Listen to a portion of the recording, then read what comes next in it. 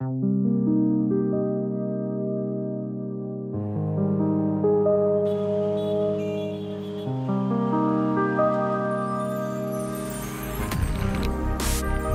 me tell you, shooting conditions are tough.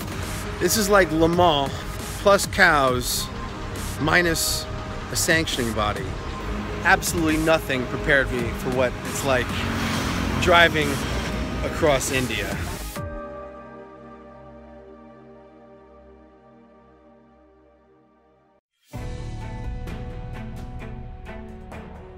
I'm Alex Roy. I'm Ed Niedermeyer. And we're here in beautiful downtown Chennai on the east coast of India, about to drive this Renault Kwid almost 1,000 miles to the west coast to Mumbai, previously known as Bombay. Did you know that? I did know that. I usually cover autonomous vehicles for the drive, but there's no better place to experience human driving than here in India. To an outsider, it looks like complete chaos, something that, at least today, no machine could possibly learn. Can two Americans who've never been to India actually make it cross-country, given the incredible traffic, the absence of any traffic law, it seems, and the cows? This is such a bad idea. Let's go. Here in beautiful downtown Chennai, about to go to a Renault dealership to see what it's like to get a new car. Oh, wait, who's this? Whoa, hey. One of the best things about India is that if you're an animal lover, especially a lover of cows, you get this. Cows everywhere. Everywhere.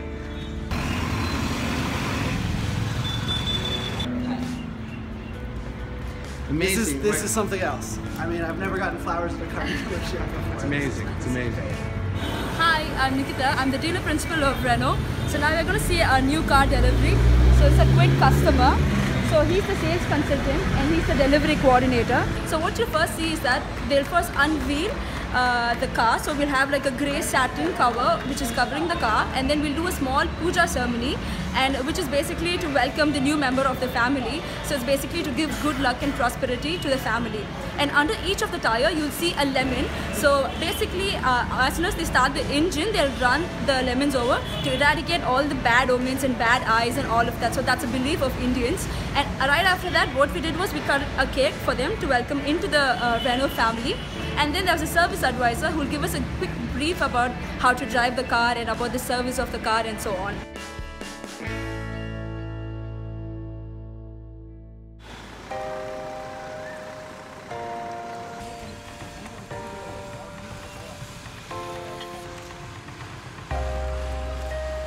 You ever get that feeling like these chicanes exist only so the police can sell advertising on the chicane barriers? I would rather cops work off the advertising business model than the traffic ticket business model.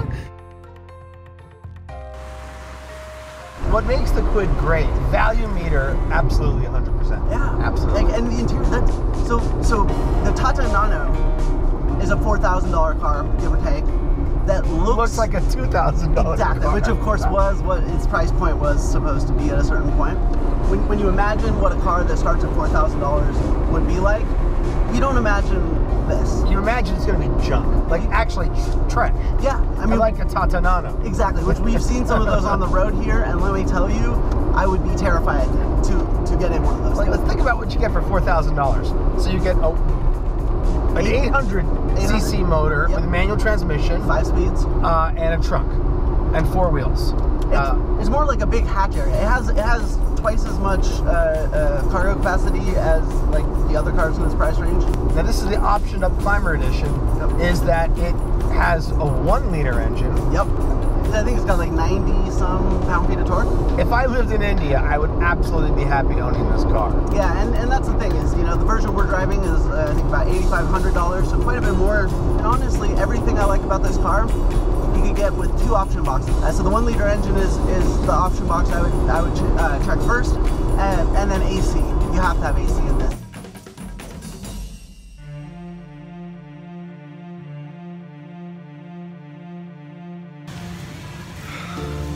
Let me tell you, shooting conditions are tough.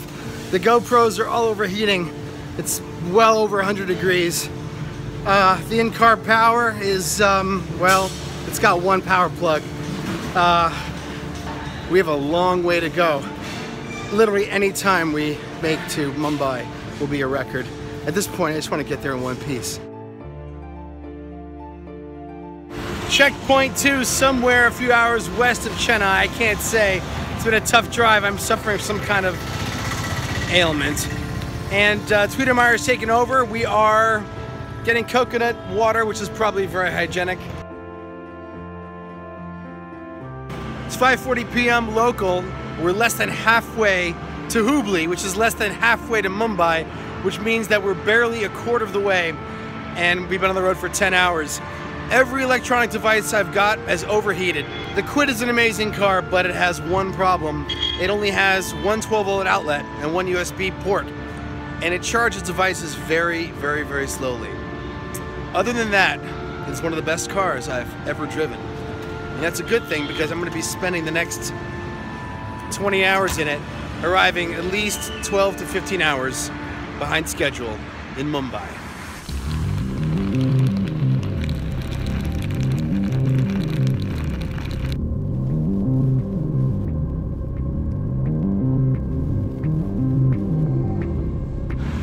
Somewhere between 1/2 and 3/5 of the way to the halfway point in Hubli.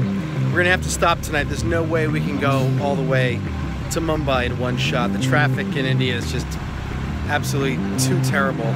Luckily, our convoy, which includes our support vehicle and another Kwid, is with us. I grew up in New York City. I thought I'd seen everything. I've been in Mexico, Thailand, Morocco. Absolutely nothing prepared for me for what it's like driving across India.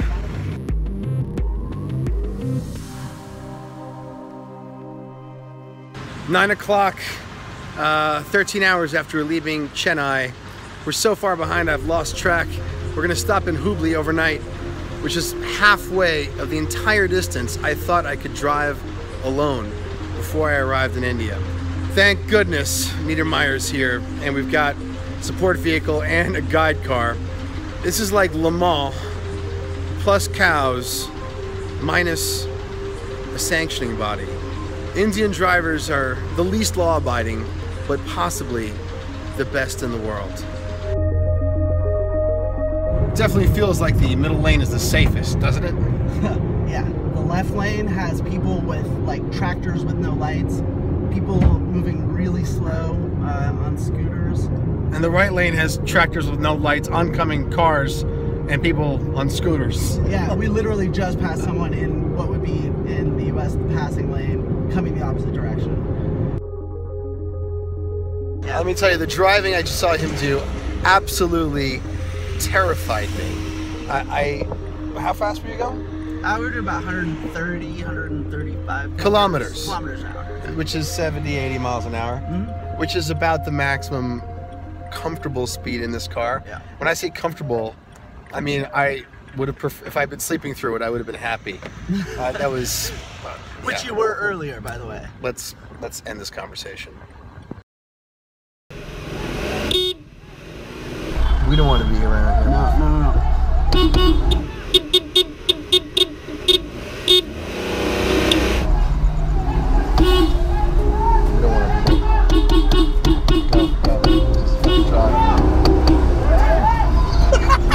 I'm awake now. Yeah, no, dude. I seriously like the freeway thing. I was so done with that. But this is fresh. Yeah, I can work with this. Machine learned that. A fight. You have to get it out there. Fucking.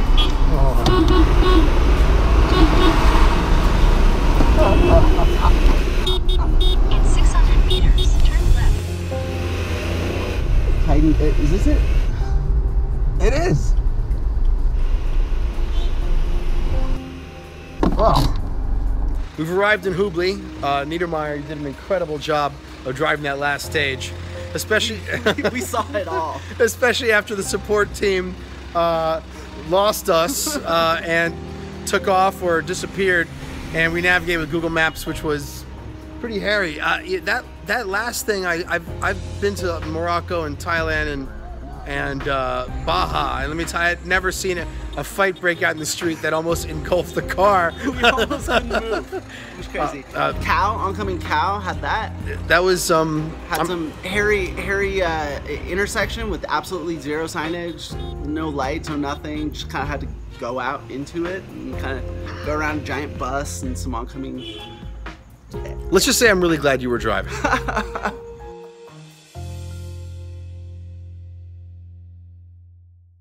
Here in Hubballi, India, there are many amazing things to see, all of which I've missed because I arrived 5 hours ago and I've got to leave for Mumbai. However, there is this treat in the penthouse of the President Hotel, taxidermy. As you know, I love taxidermy. There's no higher love of nature than taxidermy. And now, we eat. It's just a big plush toy.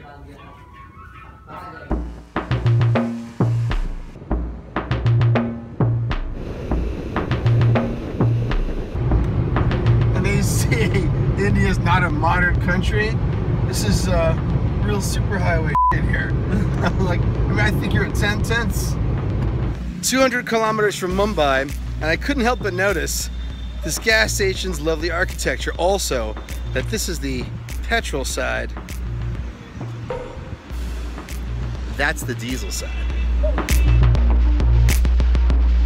All you Miata drivers, a slow car, fast, momentum car, use every bit of speed in road, you literally have no idea what you're talking about until you've driven anything in India on an open, on anywhere. I can't believe we're actually racing. I cannot believe we're actually racing. What the is going on in India? Literally everybody is basically driving their car to the limits of their capabilities at this point. At least at the drive-thru. It's a 10th country. The last stretch before reaching Mumbai is no less intense as the roads improve. But the car continues to perform without so much as a hiccup. It's clear this is a car designed and marketed to the very specific needs of India. Tough, minimalist and affordable, and definitely not autonomous. This is what a Renault Kwid looks like after driving 1,000 miles across India. The car ran perfectly, but nothing, and I mean nothing, could have prepared me, us, two automotive journalists with racing experience for what it was like to drive from Chennai to Mumbai. Between the cows, the jaywalkers, the road conditions, the other drivers, the monsoons, this was absolutely the most difficult thing I've ever done in my life in a car, and it could not have been done without this Renault Kwid. But the real hero of the story is actually the driver of the second Renault Kwid, the car that actually beat us at every stage all the way across India to the finish line in Mumbai. And the driver of that car is Senthil Kumar. And let me tell you, Senthil, Narain Karthikeyan is a coward. Absolutely, without a question, the greatest driver in India has to be you. I've never been beaten in a head-to-head chase like this one. Thank you. All my respect, brother. Dude, seriously, the man.